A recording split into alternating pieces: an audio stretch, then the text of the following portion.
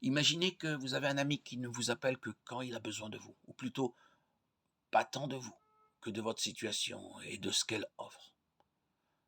Dans ce cas, méfiez-vous, ce n'est pas réellement un ami, car ce qu'il recherche à votre égard n'est pas tant l'amitié que le copinage.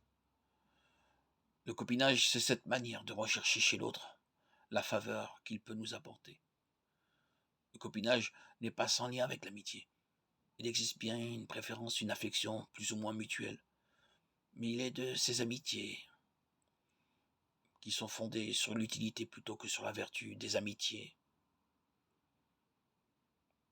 Ce sont des amitiés intéressées. Cela étant dit, il faut être prudent. Tout ami qui vous demande quelque chose ne fait pas forcément avec vous du copinage. Jésus invite même à une certaine largesse lorsqu'il dit: imaginez que l'un de vous ait un ami et aille le trouver au milieu de la nuit pour lui demander: mon ami, prête-moi 3 pains, car un de mes amis est arrivé de voyage chez moi et je n'ai rien à lui offrir.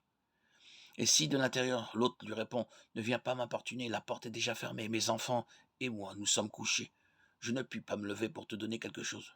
Eh bien, je vous le dis, même s'il se lève, pas pour donner par amitié, il se lèvera à cause de son sans-gêne, du sans-gêne de cet ami, et il lui donnera tout ce qu'il lui faut. Luc 11. C'est donc que l'intérêt recherché de l'un provoque parfois la largesse de cœur de l'autre.